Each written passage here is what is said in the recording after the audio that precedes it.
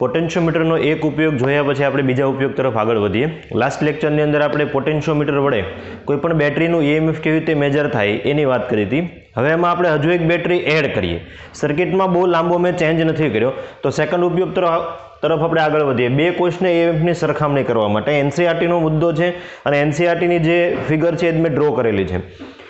પોટેન્શિયોમીટરની અંદર બેઝિકલી જે આગળ આપણે વાત કરીએ એ પ્રમાણે એક લાંબો અવરોધક તાર હશે જેની લેન્થ છે અમુક મીટર હશે, એક બેટરી હશે, એક ચલિત અવરોધ હશે. બરાબર, કોઈ પણ અવરોધમાં આવી રીતે એરો કરેલો હશે અથવા તો બેટરીમાં એવી રીતે એરો કરેલો હોય, એનો મતલબ એમ થાય કે ચલિત બેટરી હોય, ચલ બેટરી હોય અથવા તો ચલ અવરોધ હોય, તમે એની વેલ્યુ ચેન્જ કરી શકો.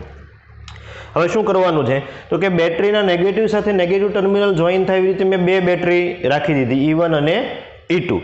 એની સાથે બે કી જોઈન કરી દીધી, K1 અને K2, કળ સ્વિચ, અને એની સાથે એક કોમન ગેલ્વેનોમીટર રાખી દીધું છે. ગેલ્વેનોમીટરના બીજા છેડા પર આપણે જોકી જોઈન કરી છે.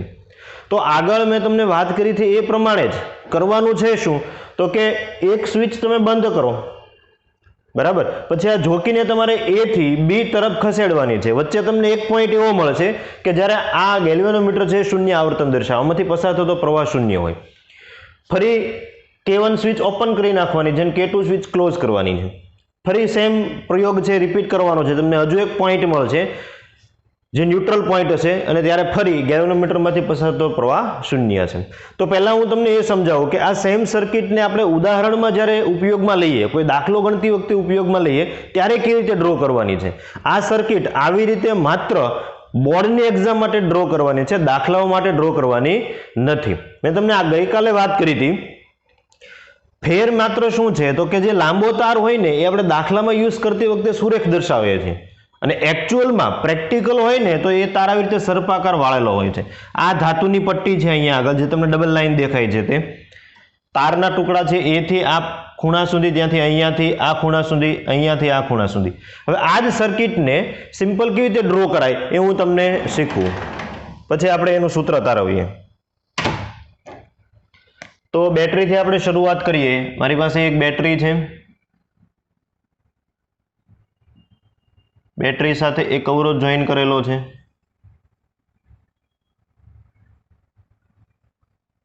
અને વચ્ચે અવરોધક તાર. ધારો કે આ અવરોધક તાર થઈ ગયો AB, આ ચલિત અવરોધ કેપિટલ R અને આ બેટરી E. હવે શું કરવાનું છે તો કે એ છેડા સાથે બંને બેટરીને જોડી દો તમે.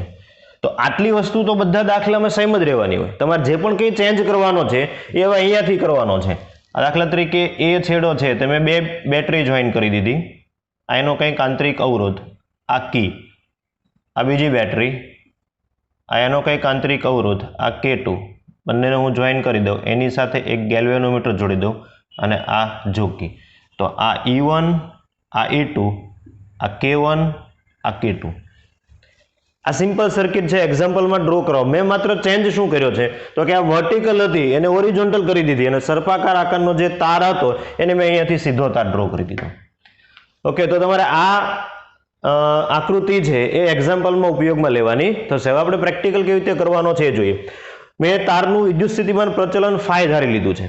ઓકે, હવે શું કરવાનું છે જો ધારો કે પહેલા હું K1 ક્લોઝ કરું. મારે શું કરવું છે, આ બંનેના EMFની સરખામણી કરવી છે. તો K1 ક્લોઝ કરીએ એટલે આ બેટરીનો બીજો છેડો તો ખુલ્લો થઈ ગયો.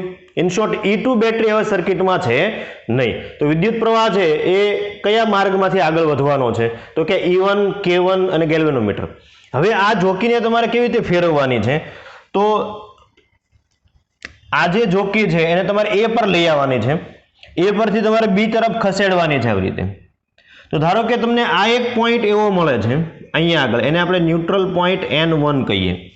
ત્યાં આગળ ગેલ્વેનોમીટર કેવું આવર્તન દર્શાવે છે? 0 આવર્તન દર્શાવે છે. તો આ જે લેન્થ તમને મળે છે A થી N1, અહીંયાથી લઈને આ એને હું કહી દઉં L1 લેન્થ.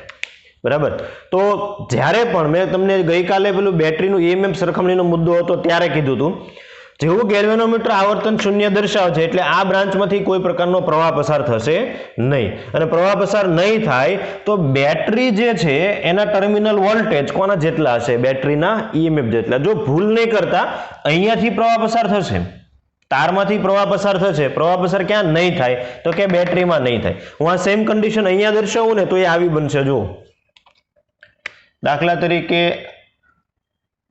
અહીંયાથી મને આ ન્યુટ્રલ લેન્થ N1 મળે છે, L1, બરાબર.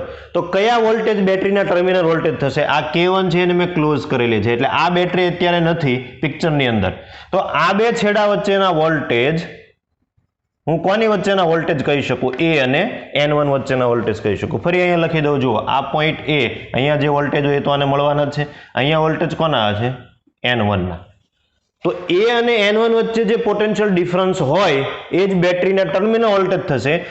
ઉપરની સર્કિટમાંથી વિદ્યુત પ્રવાહ પસાર થશે બેટરી A to B, તો અહીંયા તમને પોટેન્શિયલ ડ્રોપ મળે. પણ આ બેટરીમાંથી વિદ્યુત પ્રવાહ પસાર થશે નહીં, કેમ કે Ig ઇઝ ઇક્વલ ટુ શું છે? 0. તો મેં તમને ગઈકાલે વાત કરી હતી, જ્યારે બેટરીમાંથી વિદ્યુત પ્રવાહ પસાર ન થતો હોય ત્યારે V ઇઝ ઇક્વલ ટુ શું હોય? E. તો અહીંયા લખી દઉં K1 બંધ કરતા, K1 બંધ, અને એ સમયે K2 કેવી છે તો કે ખુલ્લી. ઓકે, K2 ખુલ્લી એટલે E2 બેટરી છે પિક્ચરમાં નહીં હોય, માત્ર કઈ બેટરી હશે? E1 બેટરી જ હશે. તો A અને N1 વચ્ચેનો જે વિદ્યુત સ્થિતિમાનનો તફાવત છે એને આપણે કહીએ VAN1. આ કોના જેટલો હોય તો કે પહેલી બેટરીના EMF જેટલો. એકચ્યુઅલમાં હોય શું? V is equal two E minus IR, પણ બેટરીમાંથી પ્રવાહ પસાર નથી થતો એટલે અહીંયા આગળ કોઈ પ્રકારના વોલ્ટેજ ડ્રોપ થશે નહીં. હવે VAN1, તો મારી પાસે વિદ્યુત સ્થિતિમાન પ્રચલન છે. મેં તમને કીધું હતું ગઈકાલે, તાર પરના કોઈ પણ બે બિંદુ વચ્ચે વિદ્યુત સ્થિતિમાનનો તફાવત એટલે શું? તો કે એ તારનું વિદ્યુત સ્થિતિમાન પ્રચલન ગુણ્યા એ બે પોઈન્ટ વચ્ચેનું અંતર. તો હું આને શું લખી શકું? આ થઈ જશે phi into L1 is equal to શું થઈ ગયું? E1. તો આ મારું સમીકરણ નંબર 1 આવી ગયું. બરાબર. ગઈકાલે મેં વાત કરી હતી, કોઈ પણ બે બિંદુ વચ્ચે વિદ્યુત સ્થિતિમાનનો તફાવત V એટલે શું લખી શકીએ? phi into L. phi નું સૂત્ર શું થાય? V/L. હવે આપણે પ્રયોગમાં આગળ વધીએ. K1 એને હવે આપણે ખુલ્લી કરી દઈએ અને K2 ને આપણે બંધ કરીએ. બરાબર. તો અહીંયાથી હું આ K1 ને ખોલી દઉં છું. ધારો કે K1 ખુલ્લી ગઈ અને K2 બંધ થઈ ગઈ. તો સેમ ફેરફાર હું અહીંયા પણ કરી દઉં આ આકૃતિમાં. ધારો કે અહીંયા K2 બંધ કરી મેં. તો હવે કઈ બેટરી પિક્ચરમાં નહીં હોય, સર્કિટમાં નહીં હોય તો કે E1 બેટરી. જો આ ભાગ તો ખુલ્લો થઈ ગયો, જ્યાં સુધી બેટરીના બંને ટર્મિનલ શોર્ટ ન થાય એટલે એકબીજા સાથે જોઈન ન થાય ત્યાં સુધી બેટરીમાંથી ક્યારેય પ્રવાહ પસાર થાય નહીં. તો ઉપરની બેટરી નીકળી ગઈ છે. ફરી તમારે પ્રયોગ રિપીટ કરવાનો છે. શું કરવાનું છે? ગેલ્વેનોમીટરની જે જોકી છે એને તમારે એ પરથી ખસેડવાની શરૂઆત કરવાની છે. તો ફરી તમને તાર પર કોઈ જગ્યાએ બીજો એક પોઈન્ટ એવો મળશે કે જ્યાં આવર્તન શૂન્ય થઈ જશે. ધારો કે આ પોઈન્ટ મળે છે, એને આપણે કહીએ N2. તો એ N2 જે છે, તો આ A થી લઈને N2 એની લંબાઈ આપણે ધારી લઈએ L2. તો હવે શું થશે? અહીંયા હું તમને દર્શાવું તો મને નવી એક લેન્થ મળી જશે N2. પ્રયોગની પદ્ધતિ સેમ છે, માત્ર 2 વાર પ્રયોગ તમારે કરવાનો છે. તો હવે કોના વચ્ચેનો વોલ્ટેજ જુઓ તમે અહીંયા આગળ. આ પોઈન્ટ પર તો એ જ વોલ્ટેજ રહેવાનો છે. હવે આ પોઈન્ટ પર કયો વોલ્ટેજ થઈ જશે? આ પોઈન્ટ પર જ્યાં N2 ને આગળ વોલ્ટેજ હશે ત્યાં, એટલે અહીંયા થઈ જશે N2. Ig તો શૂન્ય છે, ઉપરની બેટરી તો હવે છે નહીં, વચ્ચે વિદ્યુત પ્રવાહ પસાર નથી થતો. એનો મતલબ કે આ પોઈન્ટ અને આ પોઈન્ટ બંને પર સ્થિતિમાન કેવું હશે? એક સરખું. ડોટેડ લાઈન કન્સિડર કરો તમે. તો An2 એ ટર્મિનલ વોલ્ટેજ બેટરી માટે કોના જેટલા હશે? બેટરીના EMF જેટલા, કેમ કે બેટરીમાંથી તો પ્રવાહ પસાર થતો નથી. તો હું અહીંયા આગળ શું લખી શકું? VAN2 ઇઝ ઇક્વલ ટુ શું થઈ જશે? E2. હવે VAN2, તો આ સમીકરણ મુજબ જે તાર હોય એનો વિદ્યુત સ્થિતિમાન પ્રચંડ ગુણ્યા બે પોઈન્ટ વચ્ચેનું અંતર. તો A અને N2 વચ્ચેનું અંતર કેટલું છે? બંને આકૃતિમાં મેં દર્શાવ્યું છે, જુઓ તમે કેટલું ધાર્યું છે મેં? L2. તો અહીંયા આગળ હું લખી શકીશ phi into L2 is equal to શું થઈ જશે? E2. આ સમીકરણ નંબર 2. હવે સમીકરણ 1 અને 2 નો ગુણોત્તર આપણે લઈએ. સમીકરણ 1 અને 2 નો ગુણોત્તર લેતા હવે આપણે શું મળે? E1 ડિવાઇડ બાય E2 એનું લેફ્ટ હેન્ડ સાઈડ લઈ લો. E1 divide by E2 is equal to કોણ કોણ કેન્સલ થઈ જશે? બંને સમીકરણમાંથી ફાઈ અને ફાઈ કેન્સલ થઈ જશે, તો અહીંયા આગળ શું આવી જશે? L1 divide by L2. તો આ જે સમીકરણ આપણને મળ્યું છે, આ સમીકરણ બેટરીના EMFની સરખામણી કરવા માટેનું એક IMP સમીકરણ છે. કેવી રીતે કરવાની છે સરખામણી? જો બહુ સિમ્પલ થઈ ગયું. હવે તમારે ફાઈની ક્યાંય જરૂર પડવાની નથી. કરવાનું શું? આવી રીતે તમારે બેટરીને જોઈન કરવાની. દાખલો ગણતા હો તો આવી રીતે જોઈન કરવાની.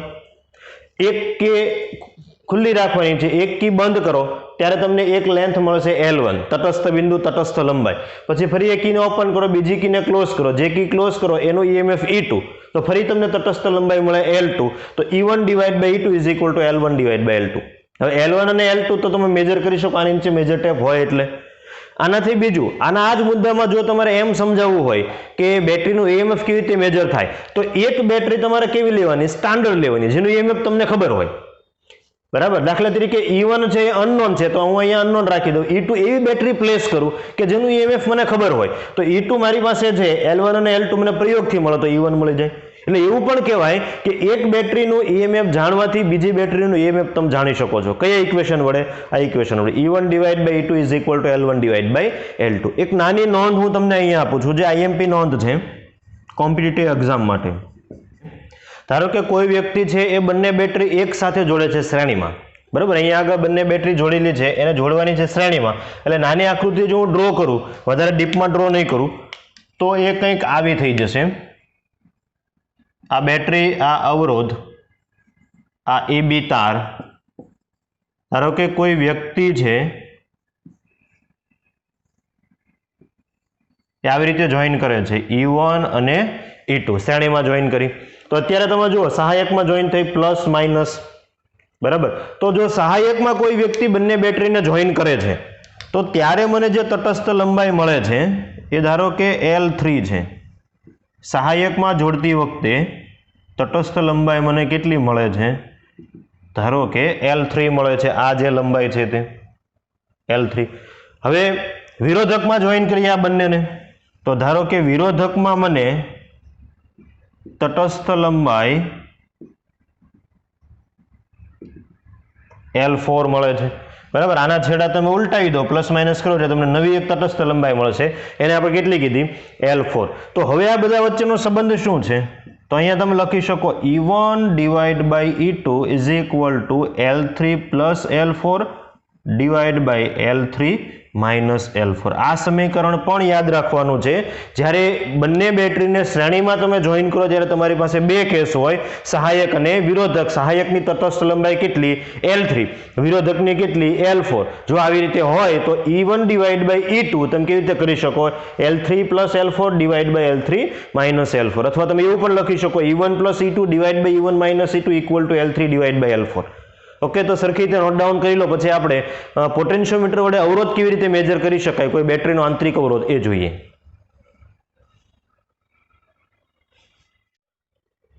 તો ત્રીજા ઉપયોગ તરફ આપણે આગળ વધીએ. બેટરીનો આંતરિક અવરોધ નક્કી કરવો. સર્કિટ તમે જો મેં આગળ ડ્રો કરી હતી એના જેવી જ કંઈક છે. આટલી વસ્તુ તો એઝ ઇટ ઇઝ જ રહેવાની છે. જે પણ ચેન્જ થવાનો છે અહીંયા ચેન્જ થવાનો છે. આ બધું તો જેમ હતું એમને એમ જ. બેટરી છે, એક ચલ અવરોધ છે અને અવરોધક તાર છે. હવે શું કરવાનું છે? તો કે જે બેટરીનો તમારે આંતરિક અવરોધ નક્કી કરવો હોય એને પેરેલલમાં એક રેઝિસ્ટન્સ બોક્સ જોડવાનું છે. રેઝિસ્ટન્સ બોક્સ તમે કદાચ 11th માં જ્યારે પ્રેક્ટિકલ કરતા હતા ત્યારે જોયેલું હોય. એક અવરોધ પેટી હશે જેમાં તમારે જેટલો અવરોધ રાખવો એટલો અવરોધ તમે રાખી શકો છો. થ્રુ આઉટ પ્રેક્ટિકલ બદલાશે નહીં. એટલે એવો એક અવરોધ અહીંયા તમારે રાખવાનો છે. એક બેટરી, બરાબર, 2 કી અને ગેલ્વેનોમીટર. કેવી રીતે પ્રયોગ કરવાનો છે એ જો. પ્રયોગ કરતા કરતા સાથે આપણે સમીકરણ પણ લખતા જઈએ. પહેલા તમારે કી K1 આને ક્લોઝ કરવાની છે. પરિપથમાંથી કોણ નીકળી ગયું? આ રેઝિસ્ટન્સ બોક્સનો એક છેડો ખુલ્લો છે એટલે અહીંયા આગળ વિદ્યુત પ્રવાહ પસાર થશે નહીં. પ્રયોગને હવે આપણે શરૂ કરીએ.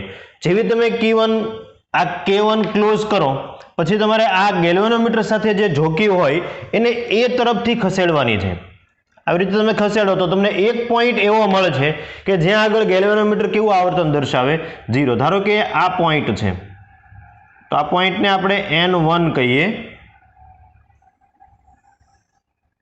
અત્યારે N1 એ લેન્થ ધારો કે L1 છે, એટલે કે તમે એ છેડાથી L1 અંતરે આગળ વધો છો ત્યારે IG કેવું થઈ જાય છે, અહીંયા આગળ IG ઇઝ ઇક્વલ ટુ 0 થઈ જાય છે. રેઝિસ્ટન્સ બોક્સ અત્યારે પરિપથમાં છે નહીં. તો આપણે એવું કહી શકીએ કે બેટરીના ટર્મિનલ વોલ્ટેજ કોના જેટલા હશે, તો કે N1 જેટલા. બેટરીમાંથી કોઈ પ્રકારનો વિદ્યુત પ્રવાહ પસાર થાય છે નહીં, એનો મતલબ કે બેટરીના ટર્મિનલ વોલ્ટેજ N1 કોના જેટલા હશે, બેટરીના EMF જેટલા હશે. તો અહીંયા સાથે સાથે ઇક્વેશન પણ લખતો જાઉં. ઓકે, તો અહીંયા હું લખી દઉં છું K1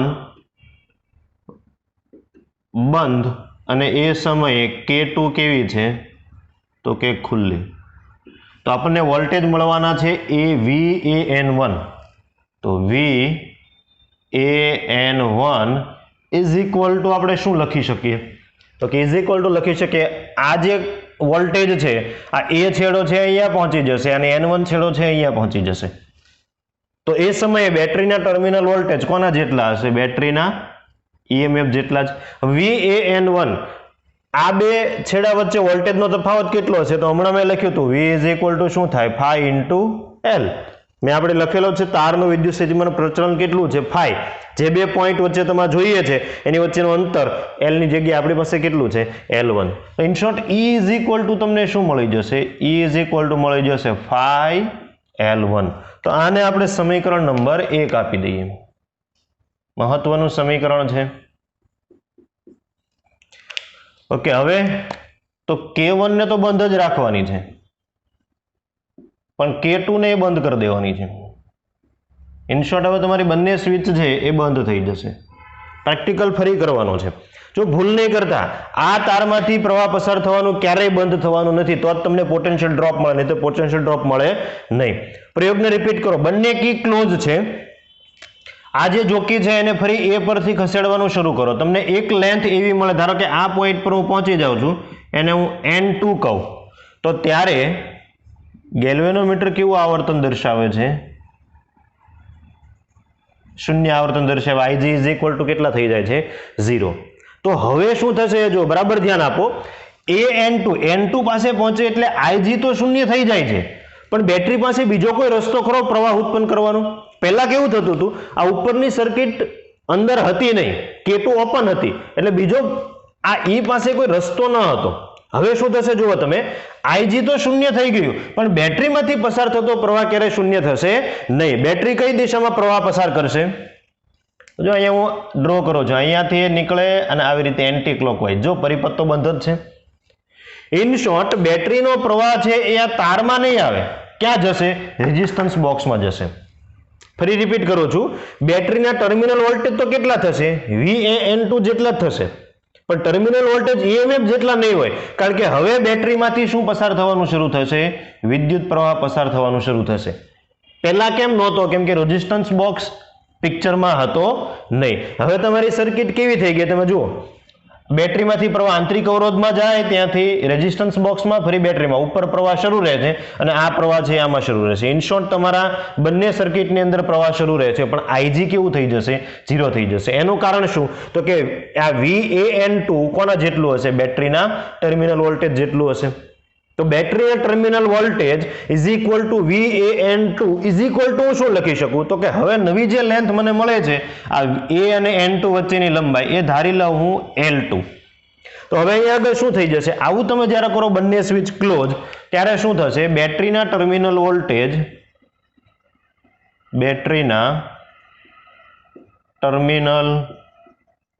voltage V is equal to શું થઈ જશે, VAN2 ઇઝ ઇક્વલ ટુ આપણે શું લખી શકીએ આ સમીકરણ પરથી, તો કે phi ઇન્ટુ L2. તો મને સમીકરણ મળી ગયું V is equal two phi into L2. આ સમીકરણ નંબર 2. હવે સમીકરણ 1 અને 2 નો તમે ગુણોત્તર લઈ લો તો એક મને ઇક્વેશન મળશે ઇન્ટરમીડિયેટ, સમીકરણ 1 ભાગ્યા 2 કરતા, તો મને એક ઇન્ટરમીડિયેટ સમીકરણ મળી જશે E divide by V is equal to શું થઈ ગયું, L1 ડિવાઇડ બાય L2.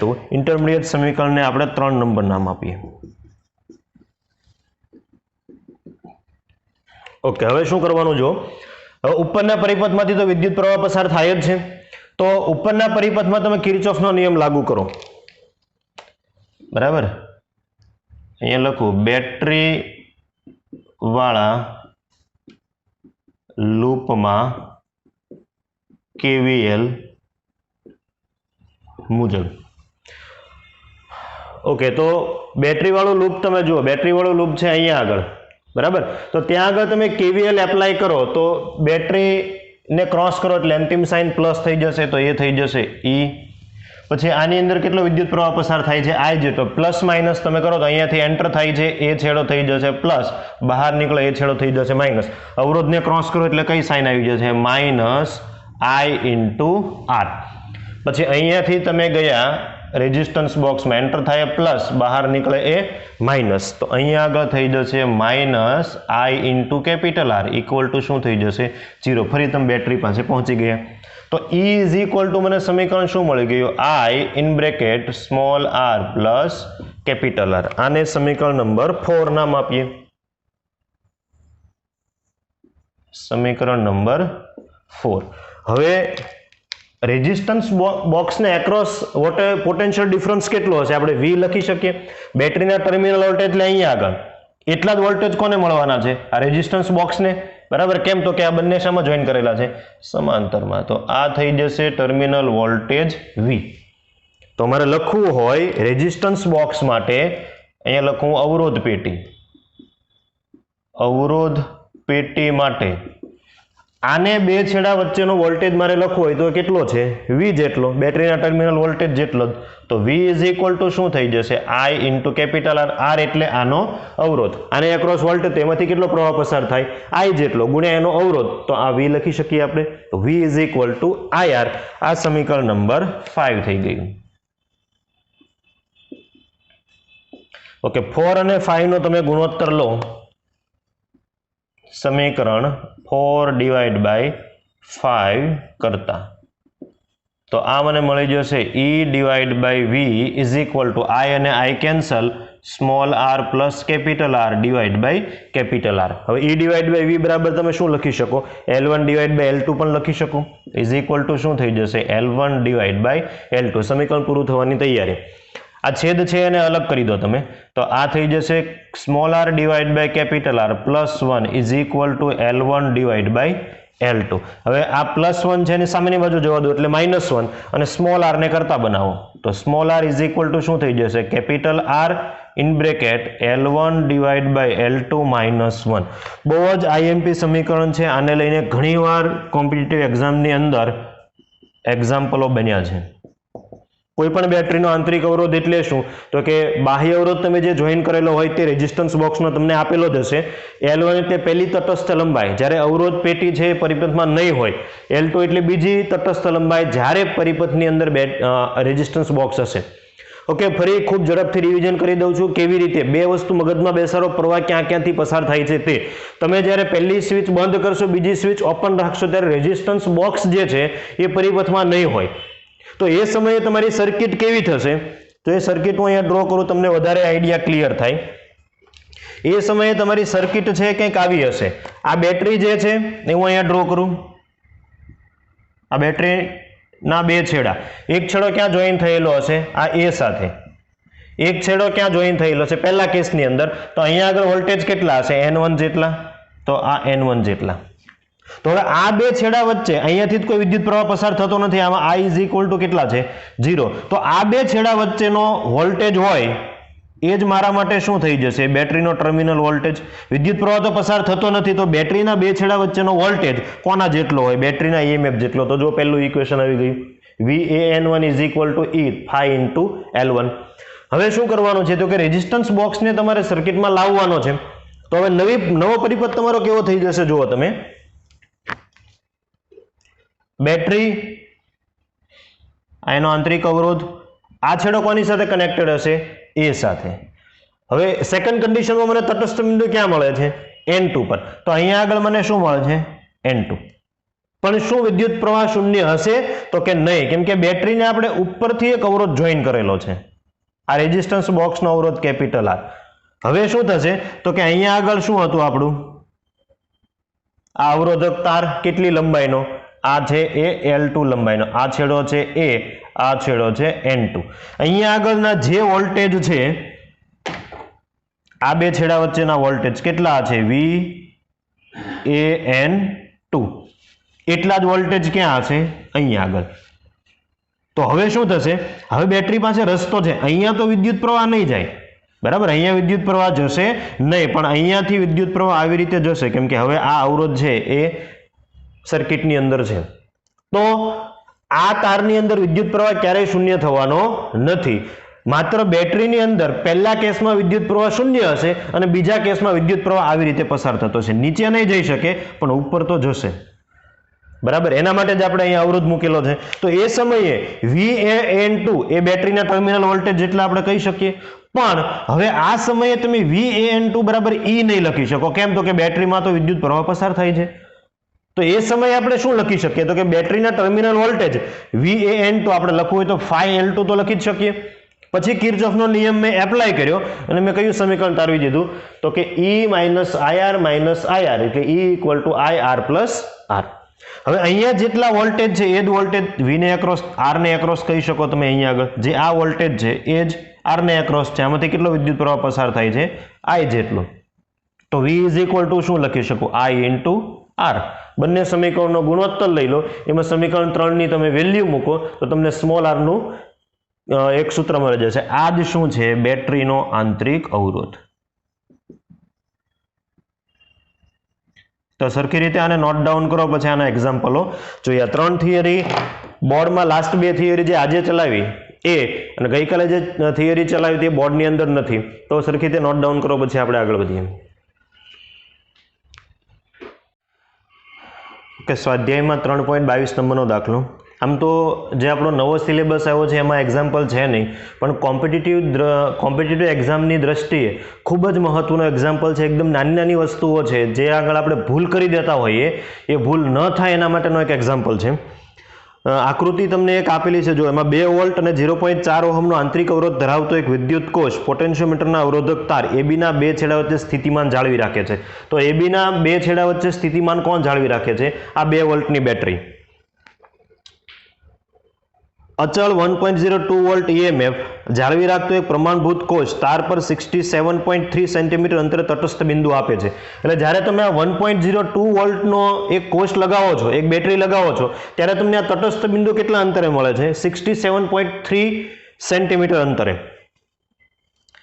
પ્રમાણભૂત કોષમાંથી ખૂબ ઓછો પ્રવાહ પસાર થાય તે સુનિશ્ચિત કરવા માટે 600 કિલો ઓહમનો એક મોટો અવરોધ તેની સાથે શ્રેણીમાં જોડેલો છે, જે અહીંયા તમને બતાવે છે, બરાબર. આમાંથી પસાર થતો પ્રવાહ ખૂબ સૂક્ષ્મ બને એટલે 600 કિલો ઓહમનો પ્રવાહ એક અવરોધ છે અહીંયા જોઈન કરેલો છે. તટસ્થ બિંદુની નજીક લઘુપતિત કરેલ છે. તટસ્થ બિંદુની નજીક જ્યારે આવે ને ત્યારે આ લઘુપતિત એટલે શોર્ટ સર્કિટ, એટલે આ સ્વિચ તમારે બંધ કરી દેવાની, એટલે આ અવરોધ છે એ સર્કિટમાંથી નીકળી જાય, બરાબર. ફરી રિપીટ કરું, તમારે ક્યાં સુધી અવરોધ રાખવાનો છે? જ્યાં સુધી તટસ્થ બિંદુની નજીક ન આવો. તટસ્થ બિંદુની નજીક આવી ગયા એટલે અવરોધ છે કાઢી નાખવાનો. કેવી રીતે કાઢવાનો? તો કે ઉપર સ્વિચ બંધ કરી દો એટલે પ્રવાહ છે એ આ તારમાંથી આગળ વધશે, આ અવરોધમાંથી આગળ વધશે નહીં. ત્યારબાદ આ પ્રમાણભૂત કોષને સ્થાને અજ્ઞાત EMF E ધરાવતો એક કોષ મૂકવામાં આવે છે. તો તટસ્થ બિંદુ શોધવામાં આવે જે તારની 82.3 સેન્ટીમીટર લંબાઈ આગળ મળે છે. હવે શું કરો છો? આ બેટરીને અહીંયાથી કાઢી નાખો છો. એક અજ્ઞાત E બેટરી ધરાવતો તમે કોષ મૂકો છો ત્યારે તટસ્થ બિંદુની નવી લંબાઈ તમને કેટલી મળે છે? 82.3 સેન્ટીમીટર. તો આપણને થોડા પ્રશ્નો કરવામાં આવે છે. પહેલો જુઓ, E નું મૂલ્ય કેટલું હશે? એટલે એ ઓપ્શન, પહેલો એ ઓપ્શન. તો આપણી પાસે પોટેન્શિયોમીટરનું એક આવું સમીકરણ છે અજ્ઞાત EMF માટે, E1 divide by E2 is equal to L1 divide by L2. E1 એટલે 1.02, E2 એટલે અજ્ઞાત EMF જેને આપણે E કહેવાના છે. 1.02 હોય ત્યારે આપણે તટસ્થ લંબાઈ કેટલી મળે છે? આમાં આપેલી છે 67.3. જ્યારે E હોય E2 ત્યારે તટસ્થ લંબાઈ કેટલી મળે છે? તો લાસ્ટ લાઈનમાં આપી જુઓ 82.3 સેન્ટીમીટર. તો E ને તમે કરતા બનાવો તો એ તમને મળી જશે 1.25 વોલ્ટ, બરાબર. આ એ આન્સર તમારો. ખૂબ સિમ્પલ, સરળ ઇક્વેશનથી તમને આન્સર મળી જશે. પછી બી 600 કિલો ઓહમના ખૂબ મોટા અવરોધનો હેતુ શું છે? પોટેન્શિયોમીટરની સર્કિટ મેં તમને ભણાવી ત્યારે અવરોધ અહીંયા નહોતો, તો અહીંયા અવરોધ રાખવાનું કારણ શું છે? બરાબર, બી ઓપ્શન જે છે એ. તો 600 કિલો ઓહમનો અવરોધ રાખવાનું કારણ મેઇન એ છે કે જ્યારે આ જે જોકી છે એ નલ પોઈન્ટની નજીક પહોંચે ને ત્યારે આઈજી શૂન્ય થવાની તૈયારી હોય, પણ નલ પોઈન્ટની નજીક નહીં હોય ત્યારે, ધારો કે અહીંયા આગળ હોય કે અહીંયા આગળ હોય ત્યારે, તો ત્યારે ગેલ્વેનોમીટરમાંથી વધારે પડતો વિદ્યુત પ્રવાહ પસાર થશે, કેમ કે વોલ્ટેજ ડ્રોપ અહીંયા ઓછા હશે. બરાબર, તો વિદ્યુત પ્રવાહ વધારે પસાર થાય તો ગેલ્વેનોમીટરને નુકસાન થાય. એટલે ગેલ્વેનોમીટરમાંથી પસાર થતો પ્રવાહ ખૂબ સૂક્ષ્મ બને એ સુનિશ્ચિત કરવા માટે આપણે શું રાખીએ છીએ? આ 600 કિલો ઓહમનો અવરોધ. જેવું તટસ્થ બિંદુ નજીક પહોંચી જઈએ એટલે આઈજી છે એ શૂન્યની નજીક પહોંચે છે ત્યારે તમારે આને શોર્ટ કરી દેવાનો છે, ત્યારે વધારે પડતો પ્રવાહ પસાર થશે નહીં. એટલે સિમ્પલ કહીએ કે આનું વર્ક શું છે, તો ગેલ્વેનોમીટરના રક્ષણ માટે એમાંથી વધારે પડતો પ્રવાહ પસાર ન થાયની કેપેસિટી કરતા એ સુનિશ્ચિત કરવા માટે આપણે શું રાખીએ છીએ? 600 કિલો ઓહમનો અહીંયા એક અવરોધ. પછી ત્રીજો તમે જુઓ, આ મોટા અવરોધથી તટસ્થ બિંદુ પર કોઈ અસર થશે?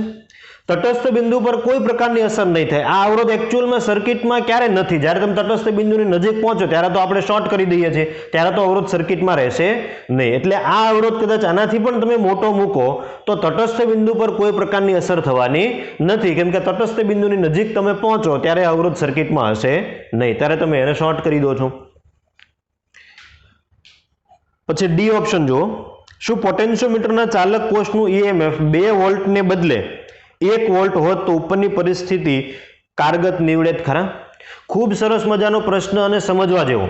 તમે જે બેટરી અહીંયા લગાવી છે એ બેટરી જો 1.02 વોલ્ટની છે અથવા બીજી કઈ હશે 1.25 વોલ્ટ. તમે શું કરો છો? ચાલક કોષ એટલે આ બેટરીને તમે કેટલા વોલ્ટની કરી દો છો? 2 વોલ્ટમાંથી 1 વોલ્ટની કરી દો છો. તો હવે તમે સમજો, તમને તટસ્થ બિંદુ મળે કે નહીં એ તમે સમજો. આ બેટરીને રિપ્લેસ કરો, તમે અહીંયા 1 વોલ્ટની બેટરી કરો, બરાબર, તો એ બે છેડા વચ્ચે તમને વિદ્યુત સ્થિતિમાન કેટલું મળવાનું છે? જ્યારે 2 વોલ્ટ છે ને ત્યારે અમુક પોટેન્શિયલ અહીંયા ડ્રોપ થઈ જાય. તમે એવું સમજો થોડા સમય માટે કે ધારો કે 2 વોલ્ટની બેટરી છે તેને અહીંયા આગળ 0.5 વોલ્ટ ડ્રોપ થઈ જતા હતા, તો એ અને બી વચ્ચે કેટલા વધે? 2 માઇનસ 0.5 કેટલા વધે? 1.5 વોલ્ટ. હવે તમે શું કરો છો? તો 2 વોલ્ટની બેટરી રિપ્લેસ કરો છો, કેટલા વોલ્ટ વડે? 1 વોલ્ટ વડે. અહીંયા 1 વોલ્ટ છે, અહીંયા કંઈક ડ્રોપ થશે, બરાબર, સંપૂર્ણ 1 વોલ્ટ ડ્રોપ નહીં થાય પણ થોડુંક તો થશે. ધારો કે 0.3 જેટલો આપણે વિચારીએ, 0.3 વોલ્ટ ડ્રોપ થયો, તો તમને આ એ બી છેડા વચ્ચે કેટલું વધવાનું છે? જો અહીંયા હું લખું પણ છું, જુઓ તમે અહીંયા, ધારો કે અહીંયા તમે 1 વોલ્ટની બેટરી મૂકી, બરાબર, આ અવરોધમાંથી કંઈક પ્રવાહ પસાર થશે, કેમ કે ઉપરની સર્કિટમાંથી તો પ્રવાહ પસાર થવાનો જ છે. તો ધારો કે અહીંયા 0.3 વોલ્ટ છે ડ્રોપ થયા, તો અહીંયા આગળ તમને કેટલા મળવાના છે? આ 0 છે, તો અહીંયા આગળ 0 પોટેન્શિયલ ધારીએ, આ પોઝિટિવ છે, તો અહીંયા પોઈન્ટ છે, 0.3 તો જતા જ રહ્યા હતા, હવે તમને અહીંયા કેટલા મળવાના છે? 0.7. ઇન શોર્ટ, તમારું તટસ્થ બિંદુ કોની વચ્ચે હોવું જોઈએ? 0 અને 0.7 ની વચ્ચે હોવું જોઈએ. જ્યારે તમે જોડેલી બેટરી કેટલા વોલ્ટની છે? 1.02 વોલ્ટ. તો મસ્ટ બી આ એ અને બી વચ્ચે વિદ્યુત સ્થિતિમાનનો તફાવત તમારે આની વચ્ચે જો તટસ્થ બિંદુ જોઈતું હોય તો કોના કરતા મોટો હોવો જોઈએ? 1.02 કરતા મોટો જ હોવો જોઈએ. અને એટલે જ આપણે એવું કહીએ છીએ કે VAB એટલે કે એ અને બી વચ્ચેના વોલ્ટેજ તમારે જો પોટેન્શિયોમીટર ચલાવવું હોય તો must be greater than EMF. બેટરીના EMF કરતા વધારે જ હોવા જોઈએ. જો આના કરતા નાના હોય તો તમને તટસ્થ બિંદુ એ અને બી વચ્ચે મળશે જ નહીં. ખ્યાલ આવે છે? એટલે જો તમે ચાલક કોષ બદલાવી નાખો, 2 વોલ્ટને બદલે 1 વોલ્ટ કરી નાખો, તો આ પદ્ધતિ વડે તમે 1 વોલ્ટ કરતા નાની બેટરીનું EMF મેજર કરી શકો, મોટી બેટરીનું EMF ક્યારે મેજર કરી શકો નહીં. ઇન શોર્ટ, આ રીત તમને 1 વોલ્ટની બેટરી હોય તો કારગત નીવડે નહીં. પછી લાસ્ટ ઓપ્શન એવો છે આપણી સામે, શું આ પરિપથ ખૂબ જ નાના EMF જેમ કે મિલીવોલ્ટના ક્રમના શોધવા માટે કામ કરી શકશે ખરા? જો ના, તો તમે પરિપથમાં શું ફેરફાર કરશો? હવે સેમ પરિપથ ધારો કે આપણે ઉપયોગમાં લેવો છે નાના માટે, બરાબર, બાકીની વસ્તુ હું રિમૂવ કરી દઉં છું. હવે આપણી ફરી વોલ્ટ, કેટલા વોલ્ટની બેટરી આપણે લઈએ? 2 વોલ્ટની બેટરી ફરી આપણે લઈએ. ધારો કે આ સેમ પરિપથ છે, હવે તમારે મિલીવોલ્ટના ક્રમ માટે યુઝ કરી શકો કે કેમ? હવે જુઓ, મિલીવોલ્ટની સાપેક્ષે 2 વોલ્ટ તો કેવા છે, ખૂબ મોટા. આમાં થોડું ઘણું વોલ્ટેજ ડ્રોપ થાય તો પણ તમને 1.5 અપ તો અહીંયા એ અને બી વચ્ચે મળવાના છે. હવે મિલીવોલ્ટ હોય એટલે આ જોકીનો પોઈન્ટ કોની નજીક આવશે? તો કે મિલીવોલ્ટના ક્રમનો તમારો પોટેન્શિયલ ડ્રોપ થવો જોઈએ, એટલે એ જોકી અહીંયા એની એકદમ નજીક આવી જશે, આ પોઈન્ટ આગળ. આટલો ડિફરન્સ છે એ તમે કયા ક્રમનો કહી શકો? મિલીવોલ્ટના ક્રમનો કહી શકો, બરાબર. એવું આપણે થોડા સમય માટે ધારી લઈએ કે આ 2 વોલ્ટ છે, એમાં થોડો ડ્રોપ થતા આ એ અને બી વચ્ચે તમને 1.5 અને 1.7 વોલ્ટની વચ્ચે કંઈક વોલ્ટેજ મળે છે. તમે અહીંયા મિલીવોલ્ટના ક્રમની બેટરી લગાવી દો તો આ એ અને ન્યુટ્રલ પોઈન્ટ વચ્ચે ડિફરન્સ કેટલો હોવો જોઈએ? મિલીવોલ્ટના ક્રમનો જ. અને મિલીવોલ્ટના ક્રમનો કરવા માટે આ જોકીનો પોઈન્ટ છે કોની વધારે નજીક હશે? એની વધારે નજીક હશે. એટલે આ ગેપ તમને જે દેખાય છે, આટલો ગેપ, આ એટલો સૂક્ષ્મ હશે કે તમને માપવામાં ત્રુટિ ઊભી થશે, અથવા તો આઈ ગ્લાસથી તમારે મેજર કરવો પડશે. એટલે સેમ સેટઅપને તમે જો મિલીવોલ્ટના ક્રમને વોલ્ટેજ માપવા માટે ઉપયોગમાં લો તો એ કારગત નહીં નીવડે. એનું કારણ છે તમારો પોઈન્ટ એની ખૂબ નજીક હશે, અને એની ખૂબ નજીક હશે તો તમે રીડિંગ વ્યવસ્થિત લઈ શકશો નહીં. તો આના માટે થઈને આપણે શું કરવું જોઈએ? તો આ એ બી તારનો અવરોધ વધારવો જોઈએ. તમે જો અવરોધ વધારશો ને તો પોટેન્શિયલ ડ્રોપ ઘટશે, અને જેમ પોટેન્શિયલ ડ્રોપ ઘટશે, દાખલા તરીકે આની જગ્યાએ 0.1 વોલ્ટથી લઈને 0.01 વોલ્ટથી લઈને 0.7 વોલ્ટની વચ્ચે હોય ધારો કે, તો આ જ સેમ પોઈન્ટ તમારો ક્યાં જશે? એથી દૂર જશે, અને એથી દૂર જશે તો તમને રીડિંગ છે વ્યવસ્થિત રીડ કરી શકશો. ઇન શોર્ટ, તમે જો આ સર્કિટનો અવરોધ હજી વધારી દો, અથવા તો અહીંયા અવરોધ વધારી દો, આ જે શ્રેણીમાં જોઈન કરેલો છે તે, તો આ વોલ્ટેજ ડ્રોપ ઘટે, અને વોલ્ટેજ ડ્રોપ ઘટે તો આ તમારો પોઈન્ટ છે ક્યાં જશે? તો કે એ થી દૂર જશે. આ તમારે બદલવાનું નથી, આ તો મિલીવોલ્ટના ક્રમનું જ રાખવાનું છે. તો 4 પ્રશ્નો જે છે એ ખૂબ મહત્વના છે કોમ્પિટિટિવ એક્ઝામ માટે. બોર્ડ માટે પ્રિપેર ન કરો તો કંઈ નહીં, પણ કોમ્પિટિટિવ એક્ઝામ માટે કમ્પલસરી પ્રિપેર કરવાના છે.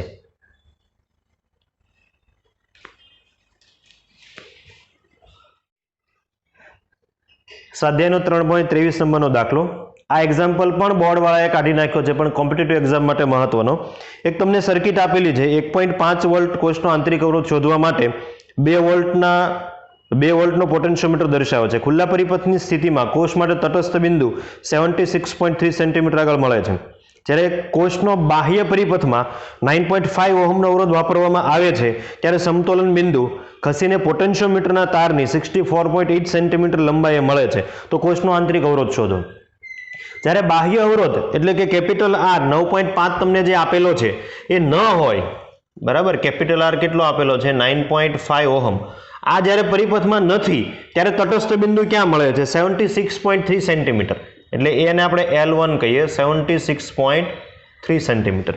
હવે જ્યારે આ પરિપથમાં હોય છે ત્યારે તમને નવું તટસ્થ બિંદુ ક્યાં મળે છે? તો L2 ઇઝ ઇક્વલ ટુ એ મળે છે 64.8 સેન્ટીમીટર. જો ક્વેશ્ચનમાં તમારી સામે જ છે.